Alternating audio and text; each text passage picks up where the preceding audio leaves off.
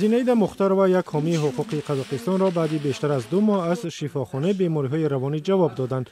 زینید مختار و میگوید صحت است و او را برخلاف اراده‌اش در این شفاخانه نگه داشتند. خانم مختار را بعد آن به معالجه مجبوری به شفاخانه فرستادند که علیه رئیس حکومت یک ولایت به دادگاه شکایت برد. سازمان دیدبان حقوق بشر از قزاقستان خواسته بود که خانم مختار را از بیمارستان رها کند.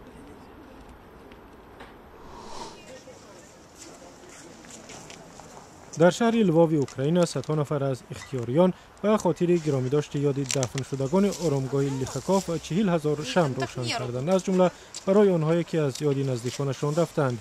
بسیاری از اختیاریان از لهستان آمده بودند تا به خاطر گرامی داشت هم‌ملتان دفن شدهشان در این آرامگاه شمع افروزند. روشن کردن شمع به خاطر گذشتگان در روز 1 نوامبر در اوکراین یک رسم است.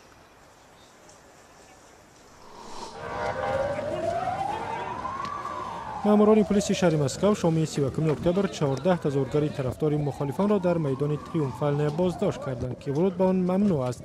اعضای گروه 31 در روسیه هر سال در روز 31 اکتبر تظاهرات میکنند تا از این راه به حقوق برای گردهمایی که بند 31 قانون اساسی روسیه اجازه داده است تاکید نمایند. در شهر ایربیل پایتخت کردستان عراق تعدادی از فعالان جامعه مدنی به نشان اعتراض از حکم قتل 2 زندانی کرد در ایران در برابر قرارگاه سازمان ملل تظاهرات کردند. در ایران در همین هفته 2 کرد را با گناه عضویت در یک سازمان تندروی کردها قتل کردند. تعدادی دیگر منتظر اجرای حکمشان هستند.